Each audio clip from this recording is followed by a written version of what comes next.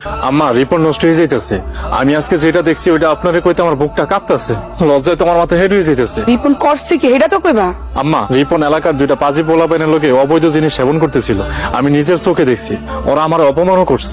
2 দিন পরে রিপনের ফ্লাইট, তুমি এইসব উল্টাপাল্টা কথা কইয়া নিজের পায়ে নিজে কুড়াল মেরো না।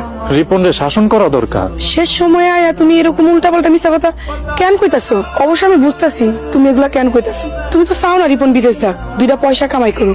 রিপন তো তোমার সৎ ভাই, কিন্তু রিপন তো তোমার কোনোদিন সদাই ভাবে না। আর তুমি? আস্তাগফিরুল্লাহ আম্মা, আমার মনে কোনোদিনও এই চিন্তা আসে নাই। রিপন রে আমার সৎ ভাই হিসাবে আমি কোনোদিনও ভাবি নাই, মনে ভুলেও না।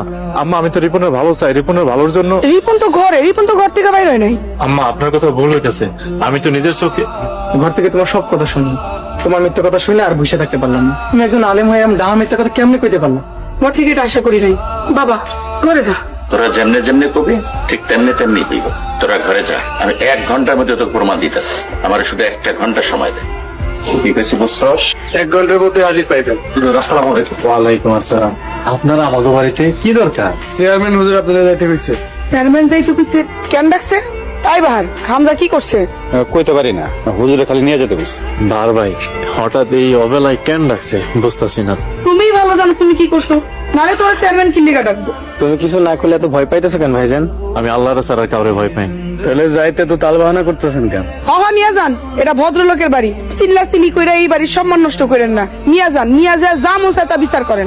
আপনি কোনো চিন্তা করেন না, আল্লাহ ভরসা। আল্লাহর কালাম যার অন্তরে আছে তার কোনো ভয় নাই। ইহকালেও না পরকালেও না। হুজুরের হাত ছাড়েন, হুজুরে ধরে না যাওয়ার কোনো দরকার নাই। হ্যার জিম্মাদার আমি। আপনারা কইলাম না হুজুরের হাত ছাড়িয়ে দিতে, হুজুর যদি পলায় জিম্মাদারি আমি। চেয়ারম্যান সব যা করে করবেন, আমি হুজুরের হাত ছাড়েন ছাড়েন। আল্লাহর রাস্তা ওনারে ছাইরা দেন। আপনার যেমনি খুশি আমার ধরে লিয়ে যান, বারবার কোনো ক্ষতি করেন। ছাড়েন ভাই, ছাড়েন। চল। ইমাম সাহেব, এই রমজান মাসে সালাতে তারাবি আদায়ের জন্য হাফেজ সাহেব কি ঠিক করা হয়েছে? ঠিক করা হয়েছে জনাব, আপনি কোনো চিন্তা করবেন না। চিন্তা তো করতেছি না, আল্লাহ চাহে তো আজকে যদি চাঁদ দেখা যায় আগামীকাল থেকেই রমজানের শুরু। আজকেই তো তারাবি পড়তে হইব। হাফেজ সাহেব করে দেখতাছি না তো তাই। খবর নিছি হাফেজ সাহেবরা রওনা দিচ্ছেন, আসরের সময় এখানে উপস্থিত পাবেন ইনশাআল্লাহ। আর বাই চান্স যদি কিছু হয়, হামজা তো আছেই। হামজা তো আছেই। এই রমজান মাসে এই ইমাম সাহেব আর হাফেজ সাহেব যারা আসবে তাদের সেহেরি আর ইফতারের খানা খাদ্যের যেন কোনো কমতি না হয়। ইনশাল্লাহ হুজুর, কোনো সমস্যা হবে না, সব ব্যবস্থা পাকা করে রাখছি। এই এই ধরো, তোমরা হামজার এইভাবে ধরে নিয়ে যেতেছো কেন? মাদবর সাহেব, ইমাম সাহেব, আসসালামু আলাইকুম। ওয়ালাইকুম আসসালাম। চেয়ারম্যান সাহেব ডাকছেন, ওনার সাক্ষাতে যাইতেছি।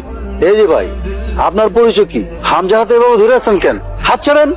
এবার এই লোকটাকে ফেরত এই গ্রামে এর আগে কখনো দেখি নাই। মাদ্রাস সাহেব, উনি চেয়ারম্যান সাহেবের নতুন বডিগার্ড। বডিগার্ড না ভাড়া করা সন্ত্রাসী? হামজার হাত ছাড়ো। সম্মানী লোককে সম্মান দিতে শিখো।